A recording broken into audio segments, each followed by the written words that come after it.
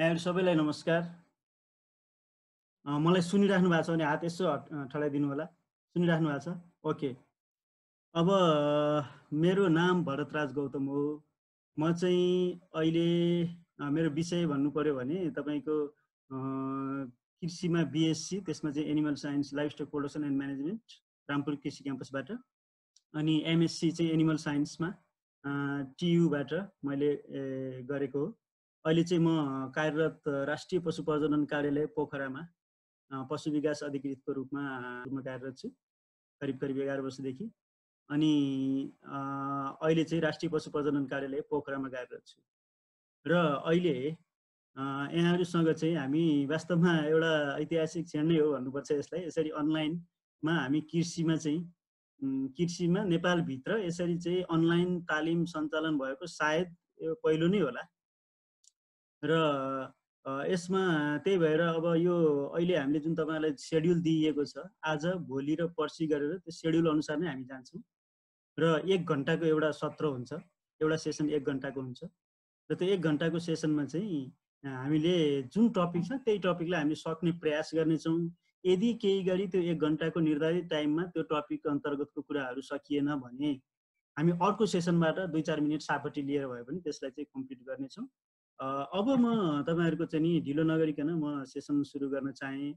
पहिलो सेसन चाहिँ हाम्रो के छ भने यो बाख्राको तपाईहरुलाई तालिम प्राप्त भयो होला हैन। यसको खास स्कोप, यसको महत्व के छ, अहिलेको अवस्था के छ बाख्रा पालनको हैन नेपालमा, नेपालको सन्दर्भमा के छ त? बाख्रा पालन बिजनेसमा हात हाल्दा हुन्छ त हैन? बाख्रा फार्म सञ्चालन गर्ने कि नगर्ने हैन? किन अरु अकुपेसन नगर्ने? किन के रे बङ्गुर के रे चाहिँ नि मा इन्ट्रेस्ट होला, कसैको कुखुरामा होला, कसैको गाई भैँसीमा होला, कसैको बाख्रामा नै होला हैन? बाख्रा पालन व्यवसाय गर्न उपयुक्त छ कि छैन, यसको स्कोप के छ? हामी 3टा कोणबाट केलाउँछौँ है। 3टा कोणबाट केलाउँछौँ। एउटा चाहिँ हामी के गर्छौँ यसको भने तपाईको यसको डिमान्डको पाटोबाट, यसको चाहिँ माग छ भने नि यो फार्म गर्ने हो हैन? एउटा माग कस्तो छ हैन? अनि दोस्रो पाटो चाहिँ यसको चाहिँ तपाईको चाहिँ उत्पादन गर्न सकिन्छ कि सकिदैन हैन? पहिलो कुरा बाख्राको खसी बोकाको माग कस्तो छ नेपालको मार्केटमा, अनि त्यसलाई हामीले उत्पादन गर्न कतिको सहज छ हैन? कतिको सजिलो छ, अनि त्यसपछि उत्पादन भइसकेपछि फेरि बजारको अवस्था के छ? यो 3टा एंगलबाट चाहिँ यो पहिलो सत्र आजको हामी बाख्रा पालनको महत्व, यसको स्कोपको बारेमा चाहिँ हामी छलफल गर्न गइराखेका छौँ। र तपाईहरु सबै ल 2 जना साथीहरु आइसक्नु भएको छ, दिनेश थापाजी र हेम गुरुङ। यो बाख्रा पालन कस्तो छ भने तपाईको नेपालमा तपाईले देखिराख्नु भएको छ, न्युजमा पनि हेर्नुभयो होला हैन? तपाईको के रे युट्युबहरुमा पनि हेर्नु भएको छ, पक्कै केही कुरा तपाईहरु इन्ट्रेस्ट भएपछि पक्कै हेर्नु भएको छ। के छ त भन्नुहुन्छ भने नेपालमा अहिलेसम्म हैन, अहिलेको हालको यो मितिको सम्म हेर्दाखेरि चाहिँ तपाईको मासुको खपतलाई एकचोटी यसो केलाउँ, कुन मासु कति खाँदो रहेछ नेपालीले है। जति मासु चाहिँ खपत हुन्छ त्यसको चाहिँ लगभग 60% जस्तो चाहिँ तपाईको यो राँगा भैँसीको मासु खपत हुन्छ के नेपालको मार्केटमा, 60% है। कुनै यहीँको अब इन्डियाबाट तपाईले देख्नु भएको छ नि, जसरी चाहिँ त्यो आउँछ इन्डियाबाट आएको त्यो भैँसीहरु हैन, जस्तो काठमाडौँमा ल्याउँदाखेरि पनि कसरी ढुवानी गरेर ल्याइराखेको हुन्छ, त्यो 59-60% जस्तो यसको चाहिँ छ के है। हिस्सा भनेको सबभन्दा ठुलो मासुको हिस्सा भनेको त्यसको छ। अब तपाईको चाहिँ 20% जति खसी बोकाको मासुको छ है। नेपालमा खपत हुने मासुको 20% जस्तो चाहिँ खसी बोकाको चाहिँ मासुको छ। अनि त्यसपछि गएर तपाईको 17% जति कुखुराको छ है। यो पछिल्लो चरणमा त संहितामा गइसकेपछि यस्तो तथ्याङ्कहरु अपडेट भएको छैन। यो मैले 2-3 वर्ष पहिला अपडेट भएको तथ्याङ्कको आधारमा भनिरहेको छु, सिमिलर नै छ है अहिले त्यो चाहिँ।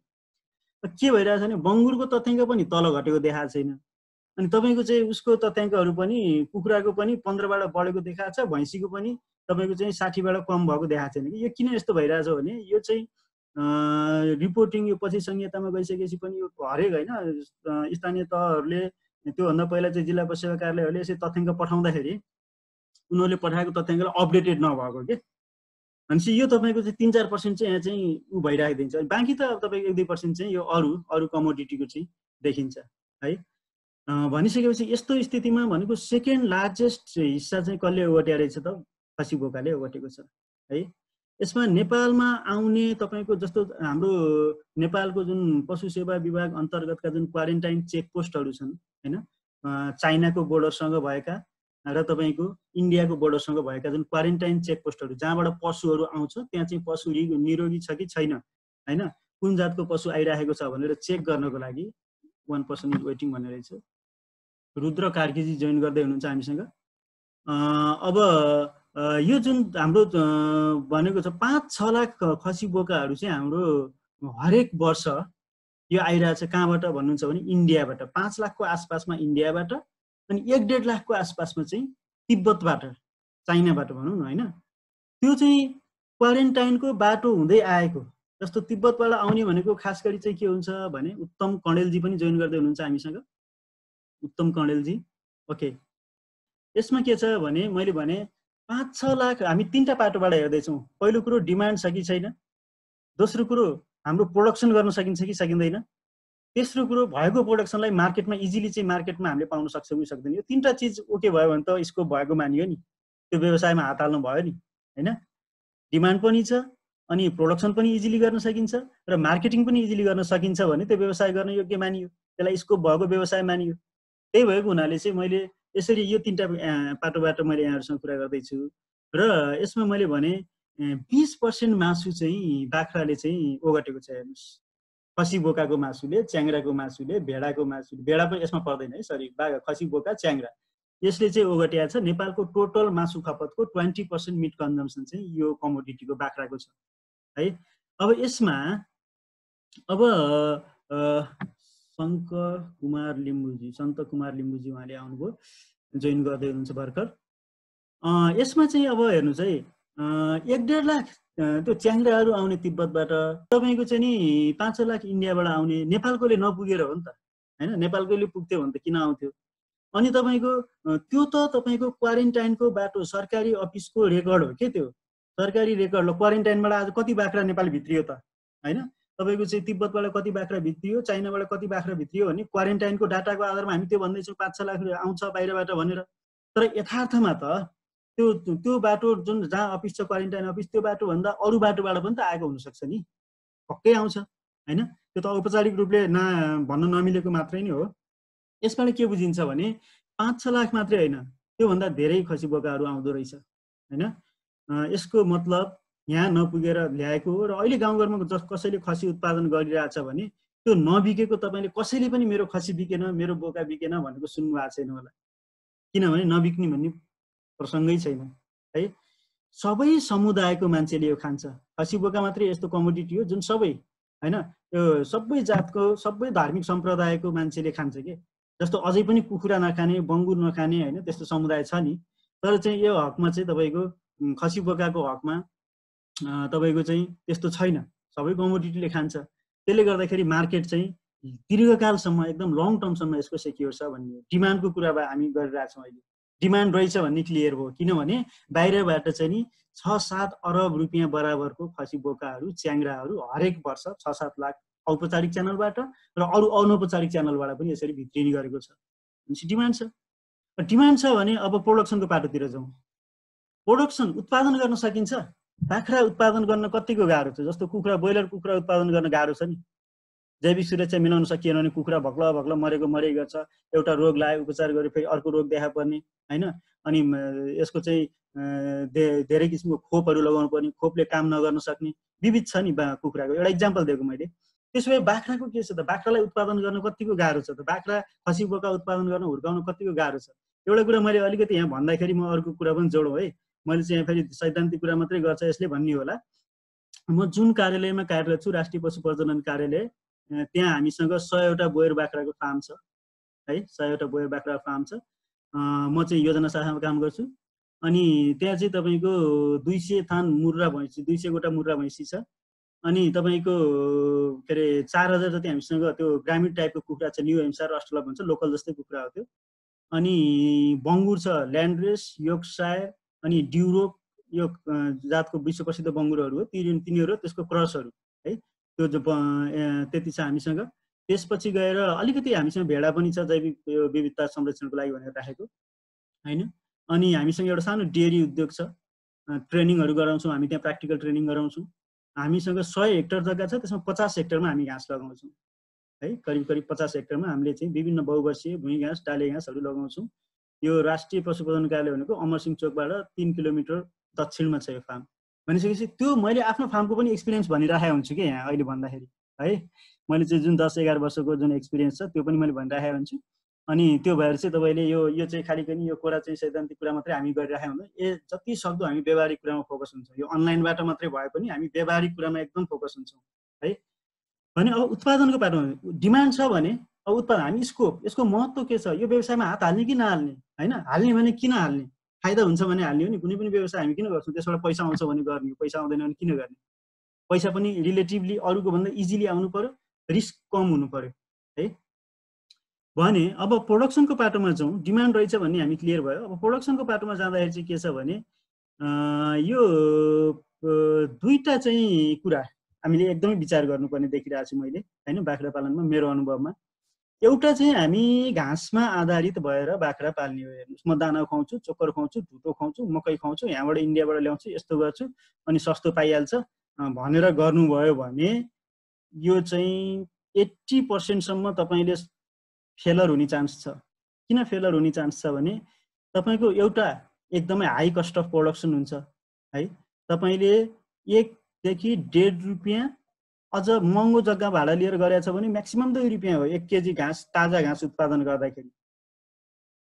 औसतमा भनिरहेको छु मैले है। नेपियरको, तपाईँको जैन्ट बेजको, अनि तपाईँको पास्पलमको, सेटेरियाको, किम्बुको सबको आफ्नो आफ्नो उत्पादन लागत हुन्छ। कतिलाई कुन घाँस चाहिँ उत्पादन गर्दा कति खर्च हुने भन्ने है। हामीले आफ्नो फार्ममा जुन जुन घाँसको खेती गरेका छौँ त्यो घाँसको चाहिँ नि हामीले उत्पादन लागत निकालेका छौँ, त्यसको आधारमा भन्दैछु म। 1 देखि 2 रुपियाँ चाहिँ तपाईँलाई खर्च हुन्छ 1 केजी घाँस। बढीमा एकदम महँगो जग्गा लिएर भाडा गर्नुभएको छ भने 2 रुपियाँसम्म पनि हुनसक्छ। तपाईँको चाहिँ होइन, तपाईँको ठिक्क मिलाएर जग्गा पाउनु भएको छ होइन, अथवा आफ्नो जग्गाको भ्यालु चाहिँ एउटा रेन्टल भ्यालु तपाईँले राखेर त्यसरी चाहिँ नि अपर्चुनिस्ट कस्ट राखेर त्यसरी गर्नुभयो भने 1 रुपियाँसम्म पनि तपाईँको चाहिँ उत्पादन हुन्छ कि। भने अब तपाईँको चोक्करको मूल्य कति छ अहिले? 50 रुपियाँ, 52 रुपियाँ, सस्तो हुँदा पनि 45 रुपियाँ हुन्छ त्यसको होइन। अब तपाईँको चाहिँ नि घाँसमा आधारित भएर जाँदाखेरि र दानामा अन्नमा आधारित भएर हुँदाखेरि कति फरक पर्छ भन्ने कुरा पाल्ने मान्छेलाई थाहा हुन्छ। यो कुरा अहिले जस्तो लकडाउनको समय छ, दाना यस्तो महँगिएर गइरहेछ, जसको चाहिँ घाँसमा आधारित भएर पाल्नु भएको छ उहाँहरूलाई खासै प्रब्लम छैन है। पौष्टिक घाँस लगाएर गर्नुभएको छ भने थोरै सपोर्टको लागि मात्रै दिए हुने भयो होइन। अब बचाउनको लागि मेन्टेन मात्रै गर्नलाई त म के अरे पुरै घाँसै मात्रै दिएर बचाउँछु, पोसिलो घाँसहरू मात्रै दिएर पनि भन्न सकियो कि। तर जसले चाहिँ अब घाँस लगाउनु भएको थिएन, जसले चाहिँ दानामा आधारित भएर जानुहुन्थ्यो उहाँहरूलाई आपत छ अहिले। अनि उहाँहरू चाहिँ यो अब त्यही त हो होइन, तपाईँको चाहिँ महँगो छ दाना किन्दाखेरि, अनि तपाईँ धान्न गाह्रो छ, अनि अनेक समस्याहरू आउँछ, अनि तपाईँको चाहिँ नि अब सरकारले हेरेन भन्ने गुनासोहरू आउँछ, हुनु पनि हो होइन। तर आफूले गर्नु सक्ने काम आफूले गर्नु पर्यो होइन। सरकारले गर्ने नगर्ने सरकारको पाटोमा छ, उसले गर्ला नगर्ला, उसले हाम्रो देशको सरकारको स्थिति के छ तपाईँहरूलाई थाहा छँदैछ। अब तर आफूले गर्ने पाटो त आफूले गर्नु पर्यो नि। आफूले राम्रो जात राख्ने, आफूले राम्रोसँग खोर बनाउने, आफूले राम्रोसँग घाँसमा आधारित भएर खेती गर्ने, त्यो आफ्नो पाटो त आफूले गर्नु पर्यो। सरकारको बाटो छँदैछ भनेपछि घाँसमा आधारित भएर तपाईँ जानुभयो भने होइन उत्पादनमा समस्या छैन, सस्तोमा उत्पादन गर्न सकिन्छ। अर्को केही रोगहरू छन्, जस्तै एउटा पिपिआर भन्ने रोग हुन्छ, रोगको बाटोमा छुट्टै त्यसको छलफल गर्छौँ। अहिले म संक्षेपमा भन्छु, रिस्कको कुरा गरिरहेको छु। प्रोडक्सनमा के रिस्क छ? डिमान्ड छ, हामीले कुरा गरिसक्यौँ, डिमान्ड एकदमै धेरै छ बाख्राको, खसी बोकाको होइन, किनभने हामी अरबौँको त बाहिरबाट ल्याउँछौँ। मैले भनिहालेँ 6-7 लाख हाम्रो तिब्बत र चाहिँ इन्डियाबाट गरेर आउँछ। डिमान्ड छ भने अब प्रोडक्सन गर्न सकिन्छ कि सकिँदैन भनेर छलफल गर्दाखेरि प्रोडक्सनमा हाम्रो के छ त भन्दाखेरि प्रोडक्सनमा चाहिँ यदि घाँसमा आधारित भएर गइयो र पिपिआर जस्ता 1-2वटा चाहिँ यस्ता रोग छन्, अलिकति हामीले विचार गर्नुपर्ने। रोग त धेरै हुन्छ तर हामीले विचार गर्नुपर्ने महामारी रोगको कुरा गरौँ, जस्तो मेन चाहिँ पिपिआर नै हो। त्यो पिपिआर जस्तो रोगलाई चाहिँ बाट, चिसोबाट, निमोनियाहरू यस्तोबाट बचाउन सक्यो भने पिपिआरको खोप पाइन्छ। अरू चाहिँ म्यानेजमेन्ट हाम्रो नेपालमा चाहिँ जस्तो अब खोरेतको पनि पाइन्छ, पिपिआरको पनि पाइन्छ, तर यो इन्टेरोटक्सिमिया भन्ने रोग छ, त्यसको भ्याक्सिन बनिरहेको छ अहिले होइन। आशा गरौँ 1-2 वर्षमा हामीले त्यो भ्याक्सिन प्रयोग गर्न सक्ने गरेर आउँछ मार्केटमा। पिपिआरको खोप चाहिँ त्रिपुरेश्वरको चाहिँ सरकारी कार्यालयले नै बनाउँछ, ल्याबले। अनि खोरेतको खोप पनि बनाउँछ है। पिपिआरको खोप चाहिँ किन्न पर्दैन, निःशुल्क सरकारले लगाइदिन्छ। यो एउटा महामारी रोग हो कि पिपिआर भन्ने एउटा भाइरसको रोग, अहिले कोरोनाको भाइरस भने जस्तै एउटा भाइरल रोग हो बाख्राको। त्यो चाहिँ त्यसको खोप लगाइदिने, नियमित लगाउनु पर्यो, हरेक वर्ष लगाउनु पर्यो है। साना ठुला कहिले छुटेका हुन्छन्, त्यही भएर हरेक वर्ष, खासमा 2-2 वर्षमा लगाए पनि हुने हो। अनि त्यसलाई चाहिँ हामीले लगायौँ भने तपाईँको चाहिँ नि घाँसमा आधारित भएर खेती गर्यौँ अनि पिपिआर जस्ता चाहिँ महामारी रोगको चाहिँ खोप लगायौँ। अरू म्यानेजमेन्टको अरू व्यवस्थापकीय सुधार त हामीले डेफिनेटली त्यसमा ध्यान त दिनु पर्यो। आफ्नो बिजनेस हो, कर्मचारीलाई राखेर कामदारलाई राखेर उसको भरमा चाहिँ छोडिदिने, सबै छोडिदिने, आफू अन्तै जाने। कहिलेकाहीँ के हुन्छ भने बाख्राले चाहिँ तपाईँको प्रब्लम तपाईँको के हुन्छ भने अब भर्खर तपाईँको दानापानीको गडबडीले भर्खर समस्या देखिन सक्छ कि उसलाई कहिलेकाहीँ। जस्तो आहारा एकदम अलफ सडन चेन्ज भयो भने, अचानक आहारा चाहिँ चेन्ज गरिदियो भने घाँस एकदम धेरै खाइरहेको, दानामा मात्रै चाहिँ कहाँ झुकेर कतै दाना मात्रै बढी खायो अथवा कामदारले चाहिँ उ गरेर चाहिँ त्यसरी गयो भने तपाईँको यसरी चाहिँ तपाईँको इन्टेरोटोक्सिमिया भन्ने रोगले उत्तिखेरै पनि त्यसलाई उ गरिदिन सक्छ कि। त्यही भएर आफूले हेर्नुपर्ने कुरा चाहिँ हेरिरहनु पर्ने हुन्छ। मैले अहिले च्याट चाहिँ मैले अहिले खोलेको छैन, एकछिनपछि म च्याट खोल्छु। म आधा घन्टा तपाईँको 40 मिनट जस्तो चाहिँ म यो उ गर्छु अनि त्यसपछि बाँकी रहेको आधा भाग चाहिँ च्याट गर्छु कि। म च्याटमा क्वेसन यहाँ 4वटा देखे जस्तो लाग्छ मलाई। म आफ्नो पाटो सिद्ध्याउँछु अनि यही विषयमा हामी च्याटमा जान्छौँ। भनेपछि यो कुरा छ। अब यो मासुको, हाम्रो नेपालमा त मासुको लागि हो नि त यो, होइन? अब तपाईँको चाहिँ तपाईँले कुखुरामा बङ्गुरमा कहिले कस्तो देख्नुहुन्छ भने कुखुराको चाहिँ कहिले एकदम मार्केट धेरै भइदिने, के अरे मूल्य एकदम बढेर गइदिने, मार्केटमा डिमान्ड धेरै भएर, कहिले चाहिँ एकदमै धेरै प्रोडक्सन भइदिएको भएर मार्केटमा मूल्य नै नआइदिने कि, ब्रोइलर कुखुरामा स्पेसल्ली। त्यो तपाईँहरूले अहिले तपाईँहरूले पनि यो कुरा बुझ्नुभयो होला। फेसबुक ग्रुपहरूमा हेर्नु भने देख्नुहुन्छ मेरो कुखुरै बिकेन, 190 रुपियाँ, 220 रुपियाँ, 30 रुपियाँसम्म लागत खर्च भइरहेछ, तर लाने मान्छेले 150 रुपियाँमा उठाएर लैदिएको छ मेरो कुखुरा भनेर भनिरहेको हुन्छ कि। त्यस्तो हुन्छ उतार चढाव के, कहिले एकदम हाई कहिले एकदम लो। बङ्गुरमा पनि त्यस्तै। बङ्गुरमा चाहिँ पाठापाठीको मूल्य कहिले 6000 परिदिन्छ एक गोटा पाठापाठीको, है। कहिले चाहिँ तपाईँको चाहिँ नि तपाईँको 5000मा पनि बेच्न गाह्रो हुन्छ कि, होइन? मासुको प्राइसमा पनि त्यस्तै। जस्तो अहिले चाइनिजहरू चाहिँ नि, चाइनिजहरूले धेरै बङ्गुर खाने, अब उनीहरूको चाहिँ अहिले फ्लो कम भयो यहाँ नेपालमा, त्यसले गर्दा बङ्गुरको मासुको अहिले समस्या परिरहेको छ क्या। तर बाख्रामा यस्तो कहिल्यै पनि हुँदैन। बाख्रामा किन यस्तो कहिल्यै पनि हुँदैन भने बङ्गुर एक बेतमा 10-12वटा पाइदिन्छ, 10-12वटा हुर्काइदिन्छ, एकदम फास्ट ग्रोइङ छ बङ्गुर। अनि तपाईँको कुखुराको पनि त्यस्तै, 42 दिनमा तयार हुन्छ। रातारात ल स्कोप छ भनेपछि चल्ला हालिदिने, रातारात त्यो एकदम चाँडो तयार हुने कमोडिटी भयो, तुरुन्तै मासु तयार हुने भयो, होइन? यसले गर्दाखेरि कहिले मार्केटमा एकदम हाई भइदिने भयो त्यसको डिमान्ड, होइन? कहिले सप्लाई हाई भइदियो कि, सप्लाई हाई भइदिएपछि डेफिनेटली त्यसको डिमान्ड त्यो प्राइस चाहिँ घटेर जाने भयो। यसले गर्दा रिस्क बढ्यो क्या, रिस्क फ्याक्टर बढी भयो क्या बङ्गुर र चाहिँ तपाईँको ब्रोइलर कुखुरा जस्तो बिजनेसहरूमा। तर बाख्रामा किन यस्तो हुन सक्दैन भन्दाखेरि तपाईँहरू आफै सोध्नुहोस्, बाख्रामा किन यस्तो हुन सक्दैन भन्दा एउटा कुरा, यो बङ्गुर जस्तो छिट्टो फास्ट ग्रोइङ होइन र धेरै बङ्गुरले जस्तो धेरै बच्चा पाउने जात पनि होइन, है। जुम्ल्या पाउँदा 2टा पाउने हो, कहिलेकाहीँ 3टा 4वटा पाउने त्यो अकेजनल केस हो।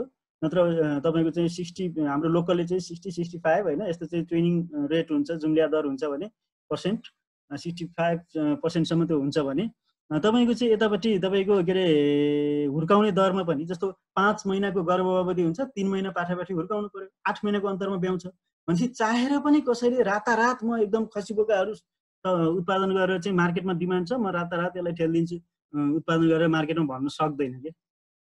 यो यस्तो व्यवसाय हो, होइन? त्यही भएर जब यसको एकनासको उत्पादन र एकनासको सप्लाई छ, होइन, सप्लाई डिमान्ड एकदमै छ, उत्पादन चाहिँ चाहेर पनि एकदम जियोमेट्रिकल्ली हामीले यसलाई बढाउन सक्दैनौँ यसको प्रोडक्सन भने डेफिनेटली मार्केट चाहिँ स्टेबल छ यसको। खसी बोकाको कुखुराको चाहिँ मासुको भाउ घटेको सुन्नुहुन्छ यहाँहरूले, बङ्गुरको मासुको भाउ घटेको सुन्नुहुन्छ, पाठापाठीको भाउ घटेको सुन्नुहुन्छ, होइन? तर खसीको मासुको रेट घट्यो रे भनेर आजसम्म कहिले सुन्नु भएको छैन। यसको मतलब के हो भने यसको चाहिँ त्यस्तो खालको सरप्लस, यसको चाहिँ प्रोडक्सन गर्नै सकिँदैन। खाने मुखहरू बढिरहेको हुन्छ, प्रोडक्सन चाहिँ यसको स्टेबल छ, होइन? फार्महरू खुलिरहेछन्, तर के छ भने कतिपयले वैज्ञानिक तरिकाले व्यवस्थापन गर्न नसकेर यसलाई छोडिरहेछन्। हेर्नुहोस्, तपाईँहरूले यो तालिममा आउनुभएको छ, इन्भेस्टमेन्ट गर्नुभन्दा पहिला एकदमै राम्रो गर्नुभयो के, किनभने तपाईँको चाहिँ नि पहिला यो गरेर अनि तालिम खोज्दै जाने मान्छेहरू तपाईँ हेर्नुहोस्, जसले मैले मेरो आफ्नो एक्सपिरियन्समा भयो भने 75-80% मान्छे फेल भएको छन् यो अकुपेसनमा। यो बुझ्दै नबुझिकन हात हालेर के, अनि व्यवसाय हात खोर बनायो, जस्तो पायो त्यस्तो बनायो, बाख्रा जस्तो पायो त्यस्तो ल्यायो, घाँस खेती गरेको छैन, केही छैन, अनि त्यसपछि 1% इज वेटिङ भनेर चाहिँ म उहाँलाई गर्छु। अनि यस्तो गरिरहेछ, अनि तपाईँको चाहिँ पछि ओहो यस्तो पो हुँदो रहेछ, घाँस लगाउनु पर्ने रहेछ, यस्तो रोग हुँदो रहेछ, यस्तो खोप लगाउनु पर्ने रहेछ भनेर पछि चाहिँ नि उसको लगानी डुबिसक्छ अनि उसले बुझ्छ के कुरा। अनि फेरि उसले त्यो लगानीलाई ब्याक गरेर ल्याएर चाहिँ फेरि फार्मलाई रिज्युम गर्न चाहिँ उसलाई गाह्रो हुन्छ इन्भेस्टमेन्टको कारणले हैन। त्यसले गर्दाखेरि तपाईँले चाहिँ यो बुझ्ने कुरा पहिल्यै बुझ्ने हो। एकदम ठिक गर्नुभएको छ तपाईँहरू, मैले धेरै नयाँ हुनुहुँदो रहेछ, एकदमै ठिक गर्नुभएको छ। बुझौँ, चित्त बुझ्यो भने व्यवसाय स्टार्ट गरौँ हैन। तपाईँको चाहिँ बुझ्दै नबुझी गरेर चाहिँ 75-80% फेल भएको छ, यो रियालिटी हो। हेर्नुहोस्, हामीसँग अफिस खुलेको बेला जहिले आउनुहुन्छ होइन, यो व्यवसाय गर्दा ठिक बङ्गुरू पनि आउनुहुन्छ, कुखुरा पनि आउनुहुन्छ, सबै आउनुहुन्छ।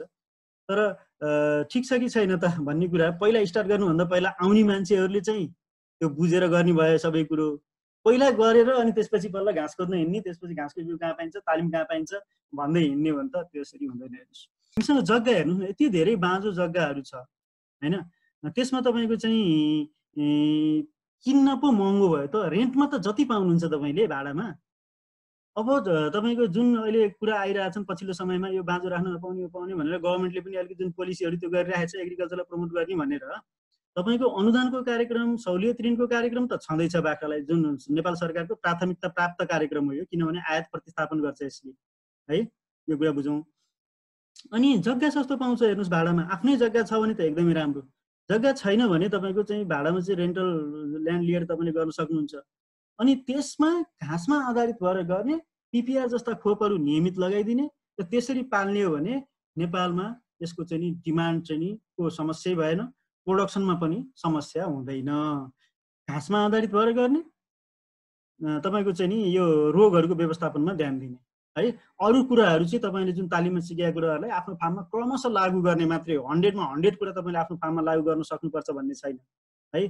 तालिममा सिकेको 50% कुरा मात्रै तपाईँले लगानी लागू गरिदिने आफ्नो फार्ममा भने एकदमै त्यो राम्रो हुन्छ, त्यो तपाईँको प्रोडक्सनलाई त्यसले सपोर्ट गर्छ हैन। कहिलेकाहीँ आफ्नो परिस्थितिले लागू गर्न नसकिएला, जस्तो मैले चरणमा आधारित भएर बाख्रा पाल्नु भनेर चाहिँ भनिराखेको हुन्छु जहाँ पनि, आफ्नै निजी चरणमा के विदेशीहरूले त्यसरी गर्छ। त्यसरी गर्न सक्नुको लागि आफूसँग त्यस्तै जग्गा हुनु पर्यो, एकै ठाउँमा त्यस्तै चाहिँ ल्यान्ड आफूले भाडामा पाउनु पर्यो होइन। त्यस्तो पाइएन भने त घाँस खेती गरेर घाँसलाई काटेर ल्याएर आफ्नो फार्ममा ल्याउने हो होइन। भनेपछि 100मा 100 त लागू गर्न नसकिन सक्छ नि त, अब सबै आइडियल बनाउँछु भन्दाखेरि। तर पनि यहाँ त यस्तो भइदियो कि हाम्रो किसानहरूले त 10% पनि लागू गर्न नसक्ने कि आइडियल कुराहरू हैन। त्यसले गर्दाखेरि अब दाना आफै बनाउने हो, चरणमा घाँसमा आधारित घाँस खेती गरेर चरणमा आधारित गरेर जाने हो, नियमित खोप व्यवस्थापनहरू गर्ने हो हैन। लो कस्ट हाउसिङ, कम अहिले हामी खोर कसरी बनाउने भन्छौँ, कम खर्चमा चाहिँ खोरहरू बनाउने हो। यसरी गर्ने हो भने न तपाईँको बाख्रामा फेल हुनुपर्ने, उत्पादन गर्न नसक्नुपर्ने केही पनि कारण छैन। हेर्नुहोस्, सकिन्छ हैन। आफूले केयर चाहिँ गर्नु पर्यो, कि आफै प्रत्यक्ष उपस्थित हुनु पर्यो, होइन भने आफ्नो कोही मान्छे एकदम सिरियसली अथवा कोही लगानी भएको त्यहाँ इन्भेस्ट भएको मान्छे हैन, कोही सिरियस मान्छे त्यस्तो चाहिँ त्यहाँ एउटा म्यानेजर चाहिँ हुनुपर्छ। हेर्नुहोस् है, यसरी चाहिँ गऱ्यो भने हुन्छ। अब मैले यो दुध के अरे मासुको पाटोबाट मात्रै गरेँ, अब दुधको पनि लागि पनि बाख्रा पालिन्छ के। अहिले हामी जातमा कुरा गर्छौँ, कस्ता कस्ता बाख्रा हुँदो रहेछन् दुध के अरे यो दुधको लागि भन्ने है। मैले यहाँ यसको यो स्कोपको लागि चाहिँ मैले स्लाइड बनाउनु जरुरी ठानिने, इन्टरेक्सनै ठिक लाग्यो मलाई। अब तपाईँको धर्मेन्द्र पलजी अनि यो के अरे अरू मैले खोरको सबै नमुनाहरू ल्याएको छु, तपाईँहरू सबै PDF फाइल हुन्छ, तपाईँ केही टिप्नु पर्दैन, केही त्यस्तो पेक्युलर राखेको कुरा चाहिँ टिप्नु सक्नुहुन्छ। अरू सबै तपाईँको चाहिँ फाइल आइहाल्छ तपाईँलाई इमेलमा, मैले अनिलजीलाई सबै पठाइदिन्छु अनि उहाँले चाहिँ तपाईँलाई फरवार्ड गरिदिनुहुन्छ है। तपाईँले त्यो सबै कुरा सारेर साध्य पनि लाग्दैन कि। अनि तपाईँको यो कुरा जस्तो प्रोडक्सन दुधको चाहिँ हामी मासुको भ्यूबाट मात्रै हेरिरहेको छौँ, नेपालीले चाहिँ बाख्राको दुध खाने त्यति बानी नभएको हुनाले। तर यसको दुध बाहिर त एकदम दुधको लागि पनि डेरी गोट फार्महरू पनि थुप्रो हुन्छ। यहाँ चाहिँ मासु बढी छ भने उहाँ चाहिँ दुधको लागि पालिने युरोप अमेरिकातिर होइन। यसको दुधको विशेषता विशेष छ क्या। जस्तो के हुन्छ भने त्यो हाम्रो गाई भैँसीको दुधको जुन तर हुन्छ, तर फ्याट, त्यसको फ्याट ग्लोबुल चाहिँ अलिक ठुलो साइजको हुन्छ, यसको फ्याट ग्लोबुल चाहिँ अलिकति सानो साइजको हुन्छ। यसको मतलब के हो भने यो सजिलै पच्छ। अनि गाई भैँसीको दुधबाट जसलाई अलिकति एलर्जी, कसैलाई एलर्जी हुन्छ हेर्नुहोस् गाई भैँसीको दुधबाट, बाख्राको दुधमा त्यो एलर्जिक फ्याक्टर छैन। गाई भैँसीको दुध खाँदा जसलाई एलर्जी हुन्छ, के अरे बाख्राको दुध खाँदाखेरि त्यो एलर्जी धेरै कम्युनिटीलाई त्यसको एलर्जी भएको पाइएको छैन। त्यही भएर तपाईँलाई याद छ होला, एकजना साहित्यकार हुनुहुन्थ्यो, मदन पुरस्कार पाउने नेपालकै जगदीश घिमिरे भन्ने, नाम सुन्नुभएको छ कि छैन? उहाँले चाहिँ त्यो बिरामी भएपछि, क्यान्सर भयो नि उहाँलाई, अहिले बित्नुभयो। उहाँले चाहिँ बिरामी भएपछि त्यो बाख्राको दुध खोज्दै हिँड्नु भएको थियो कि होइन। त्यो भने मतलब एलर्जिक पनि नहुने, इजिली डाइजेस्टिबल हुने के क्यान्सर पेसेन्टको लागि, अरूको लागि पनि जसको डाइजेसन कमजोर छ, फ्याट ग्लोबुल सानो साइजको हुन्छ। त्यो भएर बाख्राको दुधको लागि पनि छ हेर्नुहोस् यस्तो स्कोप, मासुकोबाट मात्रै नहेरौँ। अब बोयर चाहिँ मासुको लागि चाहिँ चोइस अफ ब्रिड भयो भने दुधको लागि चाहिँ फेरि सानन टोगनबर्ग भन्ने ब्रिडहरू छन्, ती नेपालमा भित्रिएका छन्। तपाईँ चाहनु भने तपाईँले पनि फार्म सञ्चालन गर्दा म डेरी गोट फार्म चलाउँछु भन्नु भने जस्तो गोठको चिज बनाउने उद्देश्यले हैन मकवानपुरमा स्याङ्जामा यस्ता एक दुई ठाउँमा चाहिँ गोठको चिज प्रोडक्सन पनि सुरु भयो कि टुरिस्टले एकदम मन पराउने के टुरिस्टले बाख्राको चाहिँ यो चिज एकदम मन पराउने भएको भएर यो खालको हामीले चाहिँ मासुकोबाट मात्रै नहेरौँ, धेरै मासुकै छ स्कोप हैन डिमान्ड। अब होइन दुधको लागि पनि बाख्रा पाल्न सकिन्छ है। एउटा बाख्राले 4-5 लिटर दुध ढुक्कले दिन्छ साननले, टोगनबर्ग जस्तो जातहरूले शुद्ध जातको छ भने थोरै खुराक खाएर 24 घण्टाको कुरा गरिरहेको छु मैले, थोरै खुराक खाएर एउटा बाख्राको खुराक खाएर हैन अब गाई भैँसी भन्नु न एउटा 10 वटा बाख्रा पाल्ने खुराकले बल्ल एउटा गाई भैँसीलाई पुरै पुग्छ कि भने तपाईको चाहिँ नि दुध चाहिँ 4-5 लिटर दिन्छ भने यताबाट पनि हामीले हेर्न सक्छौं। अलिकति फरक एंगलबाट हेर्यो भने फ्युचर छ हेर्नुस् हैन, किनभने नेपाल एउटा पर्यटकीय क्षेत्र हो, पर्यटन टुरिज्म इन्डस्ट्रीको यहाँ राम्रो स्कोप छ र तपाईले चाहिँ गोट चीज जस्ता प्रोडक्टहरु जुन टुरिस्टलाई नै टार्गेट गरेर बनाउनु भयो अथवा पेशेन्टहरु जुन छ डाइजेसन कमजोर भएको, दुधबाट एलर्जी हुने हैन, तपाईको चाहिँ विभिन्न यो रोगका चाहिँ दीर्घ रोगीहरु यिनीहरुलाई पनि लक्षित गरेर बाख्राको दुध प्रोडक्सन गर्न सकिन्छ। अब मैले तपाईको चाहिँ अरु बाख्राको मासुको कुरा गरे, दुधको कुरा गरे, अब यी अरु कुरा त भइ नै हाल्छ जस्तो छालाको पनि स्कोप हुने, अब रौँहरु पस्मिनाको कुरा छ, एउटा पस्मिनाको भनौं। पस्मिना चाहिँ तपाईको भनेको के हो भने जस्तो काश्मिरी सल भन्छ नि, पस्मिनाको सल काश्मिरी सल भन्छ नि, त्यो भनेको माथि हाम्रो हिमाली भेगमा जुन च्याङ्ग्रा छ त्यो च्याङ्ग्राको हिउँदमा चाहिँ तपाईको चाहिँ नि त्यो जाडो याममा त्यसको भित्रपट्टि, बाहिरको भुत्ला होइन, त्यो भित्रपट्टि चाहिँ मसिनो भुत्ला, जति ठण्डी हुन्छ त्यो ठण्डी याम सुरु भएपछि मसिनो भुवाहरू आउँछ, त्यो मसिनो भुवालाई पस्मिना भनिन्छ। त्यसैलाई काश्मिरी गोट, इन्डियामा काश्मिरी गोट भन्छ। च्याङ्ग्रा भनेको यो काङ्ग्रा भन्ने, त्यो इन्डियाको काङ्ग्राबाट, कश्मीरको काङ्ग्राबाट चाहिँ नि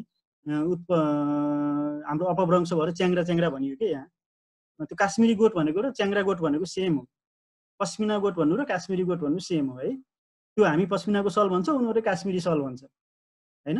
त्यो पस्मिना चाहिँ एउटा च्याङ्ग्राबाट एक वर्ष त्यो सिजनमा, एउटा सिजनमा हिउँदमा काइँयोले कोरेर, जस्तो हामी चाहिँ मनाङ, म चाहिँ 1.5 वर्ष जति मनाङ पनि बसेको हेर्नुस् हैन, त्यहाँ चाहिँ कामको सिलसिलामा, अनि त्यहाँ चाहिँ कलेक्सन गर्ने बानी थिएन, त्यहाँ फार्मरहरूले कलेक्सन गर्थिएन, मुस्ताङमा चाहिँ कलेक्सन गर्थ्यो।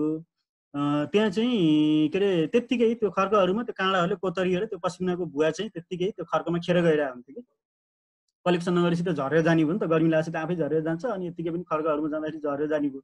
त्यसको पनि एकदम राम्रो मार्केट छ, एकदम महँगो सल हुन्छ हेर्नुस्। 100% पस्मिनाको सल हुन्छ, तपाईले ठमेलतिर जाँदा देख्नु भयो होला, पोखरा लेक साइडमा हैन, तपाईको चाहिँ 100% पस्मिना सल भन्छ, कहाँ 100% हुन्छ, त्यति सस्तोमा कहाँ 100% को पस्मिनाको सल पाउँछ, पाउँदैन नि, त्यो त मिक्स गरे हो 13% हैन।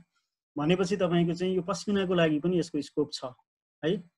अनि मार्केट, अब मैले 3टा पार्ट भनेपछि तपाईको डिमान्ड छ, प्रोडक्सनको लागि हामीले चाहिँ केही कुरा विचार गर्ने, प्रोडक्सनमा पनि प्रब्लम रहेन छ, र अब तपाईको चाहिँ नि यो के अरे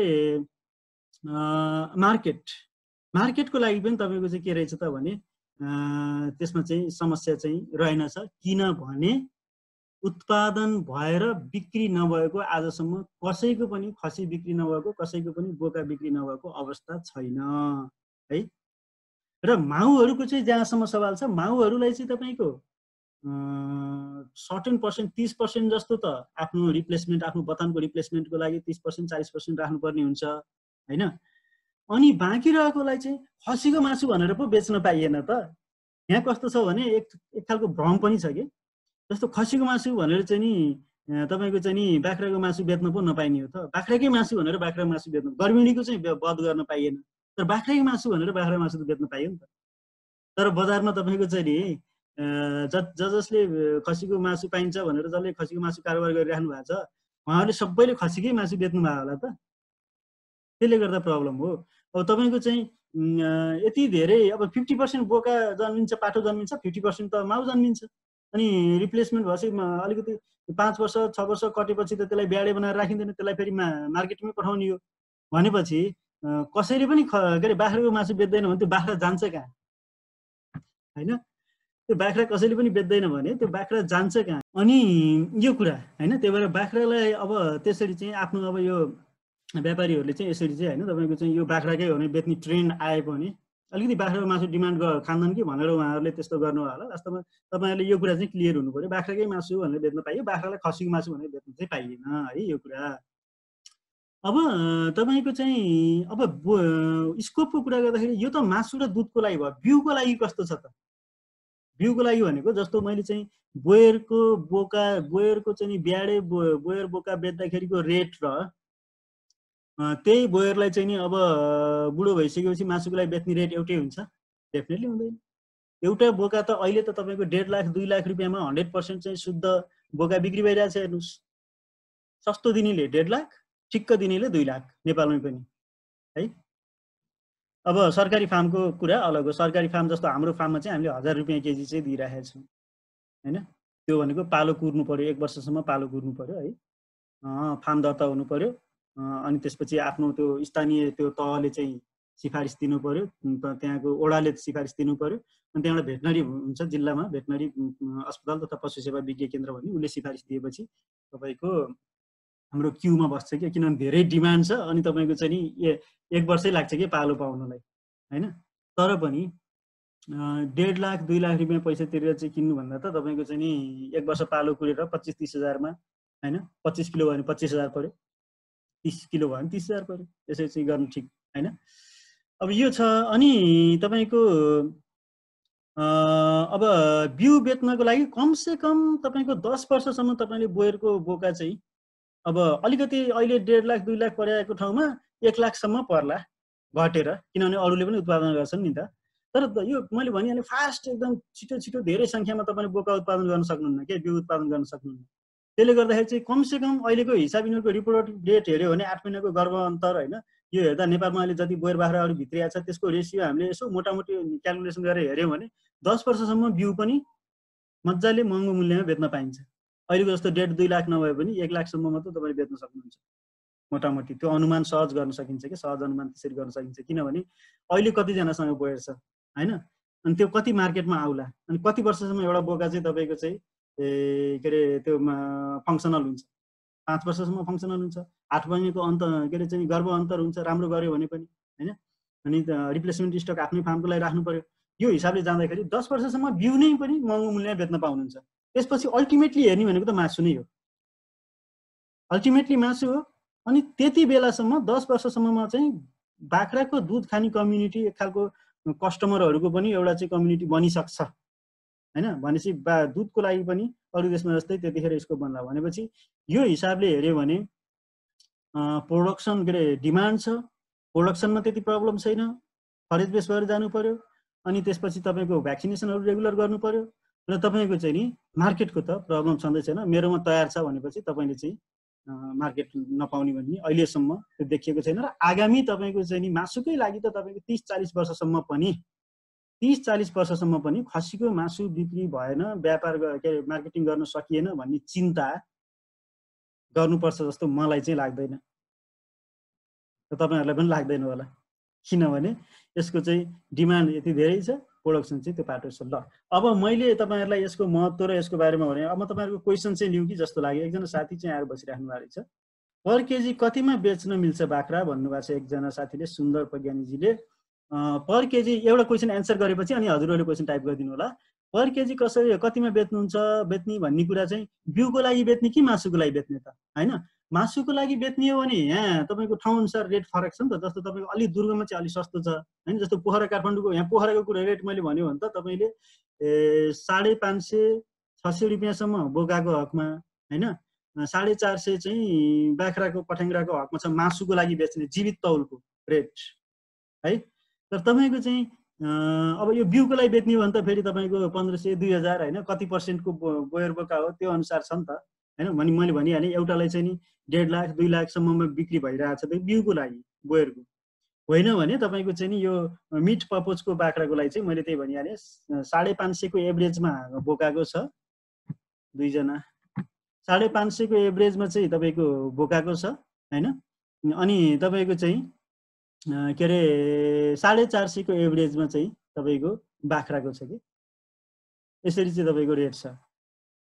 अब यहाँ तल मध्य पहाडमा तराईमा अलि छिटो छिटो बढ्ने भयो, त्यस्तो हावापानीले गर्दाखेरि त्यहाँ खाने आहारा पनि त्यस्तै किसिमको पाइन्छ, किनभने अलि सन्तुलित आहारा यहाँ खुवाउनु पाइयो बाख्रालाई। घाँसहरू पनि धेरै प्रकारको घाँस हुन्छ मध्य पहाडमा तराईमा, होइन। तर हिमालमा चाहिँ अब त्यो खर्कमा आधारित थियो, किनभने मान्छेले खानको लागि त त्यहाँ अन्नको चाहिँ ढुवानीको समस्या परिरहेको हुन्छ भने, होइन, पशुवस्तुलाई खुवाउनलाई त उहाँ धेरै लार्जली खर्कमा चरणमा आधारित हुन्छ। उनीहरूको डुलाएर चराउँदै चराउँदै चराउँदै लैजान्छ। जस्तो अहिले चैत वैशाख चाहिँ नि, अब अहिले वैशाख भयो, वैशाख अब हिउँ पग्लेपछि त्यो चरणमा जान सुरु हुन्छ कि बाख्राहरू, होइन, च्याङ्ग्राहरू, सिनालहरू, सिनाल त अझ तल हुन्छ, च्याङ्ग्राहरू अनि त्यो माथि हुने भ्याङलुङहरू, यिनीहरू चाहिँ माथि याकचौरीहरूसँग त्यसरी चाहिँ चराएर जाँदा त्यसरी जान्छ भने उनीहरूको वृद्धि विकास पनि ढिलो हुन्छ कि। यता चाहिँ मध्य पहाडमा तराईमा पालेको चाहिँ नि खानेकुरा पनि वाइड भेराइटीको घाँसहरू पनि पाउने भयो, दानाहरू पनि सन्तुलित पाउने भयो, त्यसले गर्दा छिटो बढ्ने भयो। उनीहरूको 2-3 वर्ष लाग्छ। त्यसले गर्दाखेरि चाहिँ के हुन्छ भने मूल्य बढी भए पनि, बिक्री मूल्य च्याङ्ग्राहरूको बढी भए पनि तपाईँको उत्पादन चाहिँ, उत्पादकत्व चाहिँ माथिल्लो भेगमा अलिकति कम छ। तर फेरि उत्पादन लागत पनि एकदमै कम छ, किनभने त्यहाँ चाहिँ पुरै खर्कमा आधारित हो। दानामा त खासै खर्चै हुँदैन भन्ने पनि भयो, त्यो गोठालोको खर्च हुन्छ कि, है। त्यो माथिल्लो बेल्टमा चाहिँ कोही हुनुहुन्न होला, यहाँ तल्लो बेल्टमा चाहिँ त्यसरी हामीले गर्ने हो, होइन। यसरी चाहिँ हुन्छ। बाख्राको खोरमा बायोपास राख्न कतिको आवश्यकता छ? यो अहिले हामी खोरकै बेलामा, खोरको कुरा चाहिँ खोरमै हामी गर्छौँ। अहिले हामी चाहिँ स्कोप र चाहिँ तपाईँको हाम्रो अभिषेक गौतमजीले सोध्नु भएको रहेछ, बिउ बाख्राको रेट अल नेपाल एकै रेट कायम गर्न मिल्दैन सर? बिउ बाख्राको रेट चाहिँ तपाईँको अब यो कस्तो हुन्छ भने उत्पादक र चाहिँ खरिदकर्ता, विक्रेता र खरिदकर्ता बिचको सहमति हो, होइन। यो त एक प्रकारको ओपन मार्केटै जस्तो भयो नि त। त्यसले गर्दाखेरि अब यसमा चाहिँ अरूले हस्तक्षेप गर्न अलि नमिल्ने हो कि, होइन, कम्पिटिसनको कुरा छ। अब यो तपाईँहरूले बाख्रा पाल्ने सबै साथीहरू मिलेर चाहिँ बोयर गोट एसोसिएसन, अरू देशमा त बोयर गोट एसोसिएसनहरू हुन्छ, त्यसरी चाहिँ Boyer goat, Nepal Boyer goat association भन्ने एउटा तपाईँले चाहिँ प्रोफेसनल एउटा अर्गनाइजेसन बनाएर अनि सबै बोयरको चाहिँ रेट बोयर हो कि होइन भनेर पनि भेरिफाई पनि त्यसैले गरिदिने व्यवस्था गर्ने, अनि कति पर्सेन्टको हो के हो रेकर्डिङ, उसैले दिएको रेकर्डिङ सिस्टममा चाहिँ त्यो बाख्रा आफ्नो ट्यागहरू ट्यागिङ गर्ने, अनि कुनै नयाँ बाख्रा जन्मियो भने पनि त्यो बोयर गोट एसोसिएसनमा इन्फर्म गर्ने, अनि ट्याग नम्बर प्राप्त गर्ने। त्यसरी गर्यो भने त्यो नसकिने कुरा चाहिँ होइन, होइन। नत्र यहाँ चाहिँ अहिले कस्तो छ भने अब एक किसिमको अस्वस्थ प्रतिस्पर्धा भने जस्तो, होइन। प्रतिस्पर्धा भएको त राम्रै हो फेरि किन्ने मान्छेलाई त, होइन। इन्डियाको प्राइस बिट गर्न सक्छ नेपालको प्रोडक्सनले बाख्राको खोरमा? इन्डियाको प्राइस बिट गर्न सक्ने आधार प्रशस्त छ, तर मैले अहिले भने जस्तो तपाईँको चाहिँ के अरे एकदम घाँसमा आधारित भएर गरिदिनु भयो भने, हेर्नुहोस् है, जस्तो म चाहिँ पोहोर साल हामीहरू चाहिँ निम्बकर पुणेको, भारतको पुणेको चाहिँ निम्बकरमा गएको थियौँ। त्यहाँ बाख्रा फार्म, त्यहाँ एउटा सानो ट्रेनिङ थियो हाम्रो। अनि त्यहाँ जाँदाखेरि चाहिँ तपाईँको त्यहाँ हेरियो कसरी पालेर चाहिँ के गरिरहेको छ हेर्नुहोस्। फरेज बेस छैन क्या उसको पनि, एकदम फरेज लगाएको छ नलगाएको होइन, तर चाहिँ तपाईँको अलिकति दाना बेस गरिरहेको छ कि, होइन। अनि म्यानेजमेन्ट अब कामदारहरू राखेर सबै गरेर छन्। त्यहाँबाट यहाँसम्म ढुवानी गरेर ल्याउँदाखेरि एउटा बाख्रा त्यहाँबाट यहाँसम्म ढुवानी गर्दा हुने रिस्क र ढुवानीको खर्च एउटा कुरो है। अनि अर्को कुरो के त भने तपाईँको चाहिँ नि त्यहाँको बाख्रा यहाँ एक्लामाटाइज हुन्छ कि यहीँको बाख्रा चाहिँ नि यहाँ एक्लामाटाइज हुन्छ त? यहीँको हावापानी सुट गर्छ नि त? यहीँ नेपालीकै फार्मको किसानको चाहिँ नि बाख्रा चाहिँ नि किसान, अर्को मैले चाहिँ कुनै कतैबाट बोयर बाख्रा किनेर ल्याउँदैछु भने नेपालीकै फार्मबाट ल्याएँ भने मेरोमा बेटर सुट गर्छ नि हावापानी, यो खानेकुरा, रासनहरू, घाँसहरू, सबै कुरा, होइन। र डिजिजको कुरा पनि त्यही भयो। अनि भनेपछि दुईवटा कुरा, एउटा इन्डियाबाट ल्याउँदा त्यो रिस्क भयो, अर्को कमसेकम ढुवानीको खर्च भयो नि त। र इन्डियाको प्राइस, इन्डियाको फार्मर पनि सिमिलर टु नेपाल के, होइन। राम्रो गर्नेले त्यहाँ पनि राम्रै गरेको छ, घाँसमा आधारित भएर गरेको छ। नत्र भने अधिकांश नेपालको जस्तै अलिकति चोक्करहरूमा आधारित भएर लैजाने, घाँस प्रशस्त खेती नगर्ने, त्यस्तो छ क्या त्यहाँ पनि। त्यही भएर यहाँको टेक्नोलोजी भन्दा इन्डियाको टेक्नोलोजी एकदम एडभान्स छ कि हामीले कम्पिटिसन गर्न सक्दैनौँ कि भन्ने सोच्नु परेन। आफूमा आत्मविश्वास राख्नुहोस्, घाँसमा आधारित भएर जानुहोस्, म्यानेजमेन्ट सुधार दिनुहोस्, इन्डियनहरूसँग मजाले कम्पिट गर्न सकिन्छ, नसक्ने कुरै छैन। किन हामी बेनिफिट, हाम्रो इन्डियाको मार्केट हाम्रो हो, हाम्रो मार्केट इन्डिया होइन के, हाम्रो मार्केट हामीसँगै छ। त्यसले गर्दा उसले यहाँ ढुवानीमा ल्याए हुने खर्च, होइन, कस्टमदेखि लिएर तपाईँको त्यो डिजिजको रिस्कहरू सबैले गर्दाखेरि हामी इन्डियन उसँग बोयर गोटसँग हामी इजिली कम्पिट गर्न सक्छौँ। तर हामीले पनि म्यानेजमेन्टको पाटो सुधारेर लानु पर्यो, हामी घाँसमा आधारित भएर जानु पर्यो, होइन। हामीले त्यस्तो गर्दैनौँ भने त डेफिनेटली कसैले पनि सक्दैन। इन्डियनले पनि नेपालीसँग कम्पिट गर्न सक्दैन, नेपालीले पनि इन्डियनसँग कम्पिट गर्न सक्दैन यदि हामीले आफ्नो फार्मको म्यानेजमेन्ट आफूले राम्रोसँग गर्न सकेनौँ भने। बाख्राको मलखाद बाख्राको खोरबाट कति टाढा बनाउनु पर्छ सर? यो मैले अहिले खोर बनाउने जुन हाम्रो छुट्टै सेसन छ होइन, अहिले हामीले बाख्राको स्कोपको बारेमा हामी फोकस गरिरहेका छौँ, ठ्याक्कै यसैमा हामी गर्छौँ। खोरमा म सबै तपाईँको त्यो कस्तो बनाउनु पर्छ के बनाउँछ म सबै चाहिँ भनि नै हाल्छु। एनी आइडिया सर इन्डियामा पर केजी कति पर्छ खसीको मासु? खसीको मासु त खसीको मासुको लागि त नेपालको भन्दा केही न केही सस्तो नै छ होइन। अस्ति मैले त्यहाँ त्यही तपाईँले सोधेकै कुरो मलाई जिज्ञासा लागेर मैले गुगलमा हेरेको थिएँ होइन। खसीको मासु चाहिँ त्यस्तै 700 नेपाली कन्भर्ट गर्दा 700 रुपियाँको आसपासमा त्यहाँ देखेको पाएको थिएँ मैले सहरी एरियाको होइन। अरू गाउँतिर त्योभन्दा नि सस्तो छ। तर के अरे बोयर त तपाईँको चाहिँ नि यो के अरे थाइल्यान्डको रेट, इन्डियाको रेट, अस्ट्रेलियाको रेट, नेपालको रेट उस्तै उस्तै छ क्या। मासुको लागि चाहिँ तपाईँको चाहिँ नि अलिकति सस्तो छ इन्डियामा डेफिनेटली। तर इन्डियामा मासु सस्तो हुनुको मतलब यो होइन कि हामी चाहिँ उनीहरूसँग कम्पिटिसन गर्न सक्दैनौँ। मैले भनिहालेँ ट्रान्सपोर्टेसनको कुरा छ, म्यानेजमेन्टको कुरा छ, सबै कुरा त्यसमा जोडिएर आउँछ।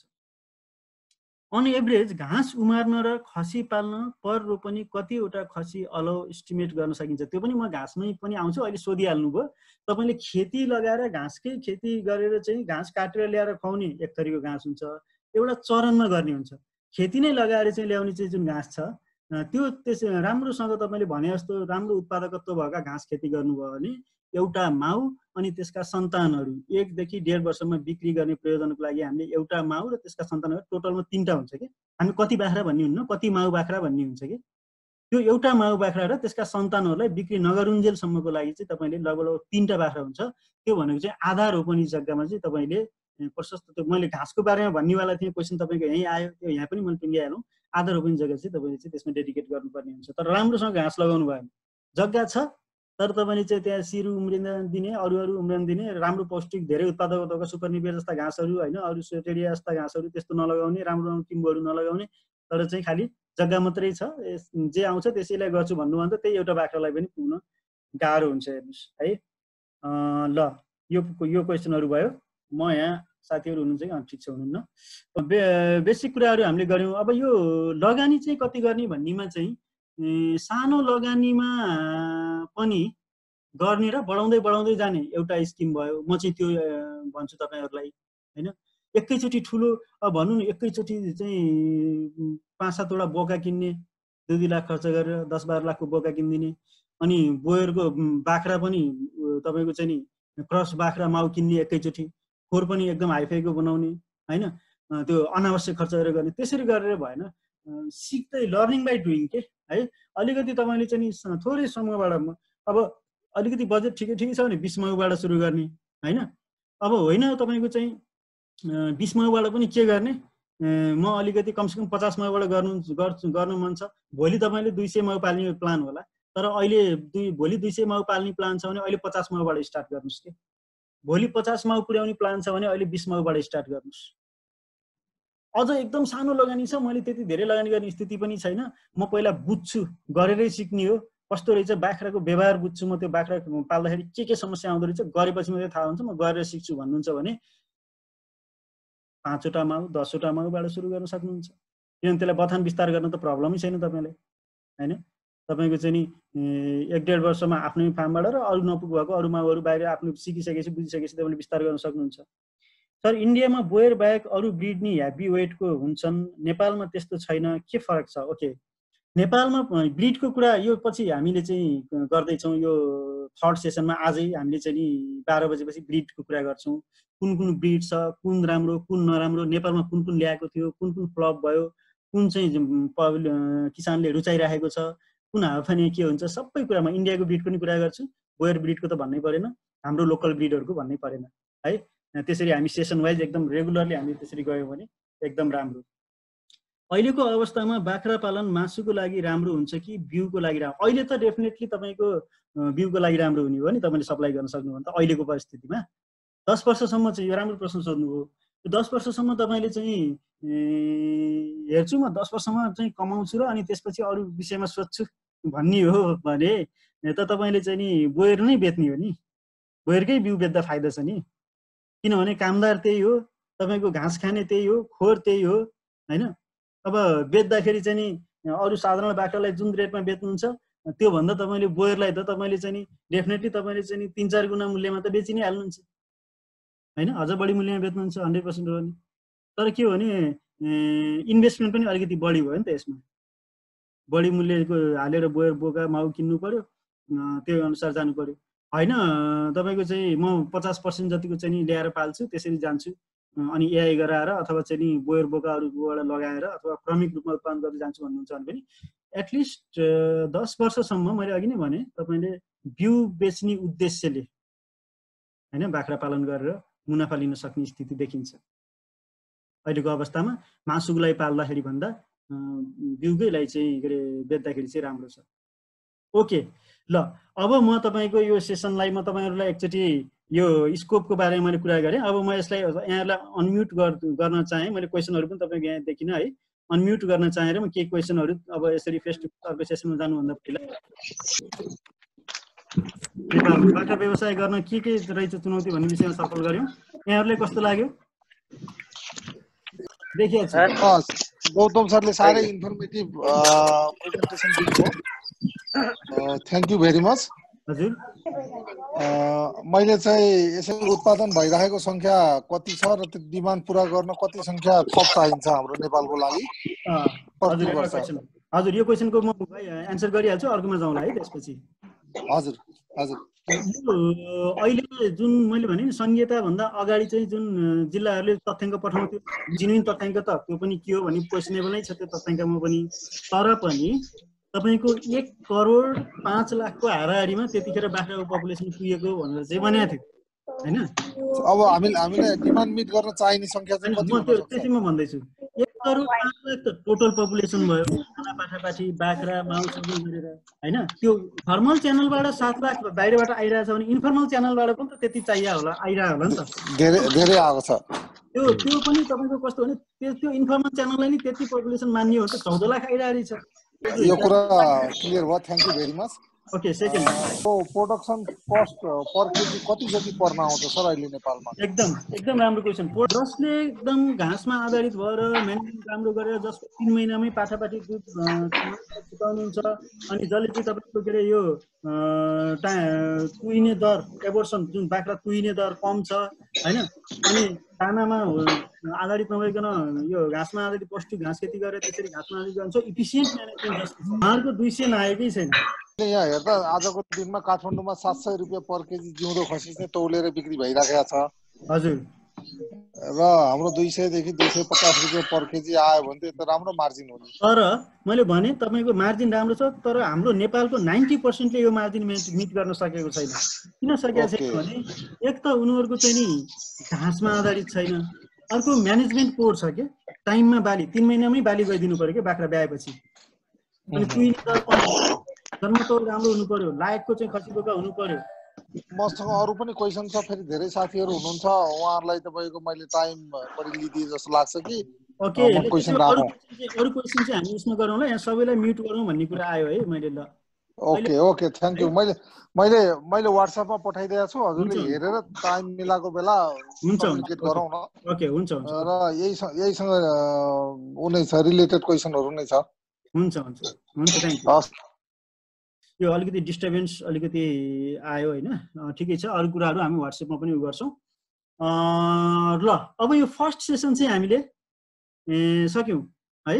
अब सेकेन्ड सेसनमा चाहिँ जानु तपाईहरु तयार हुनुहुन्छ? सेकेन्ड सेसनमा प्रवेश गरौँ, हात ठडाइदिनुस् त। ओके, ल सेकेन्ड सेसन हामी जोइन गर्दै छौं। यो पहिलो सेसन चाहिँ समाप्त भयो, म यो रेकर्डिङलाई चाहिँ बन्द गरे है।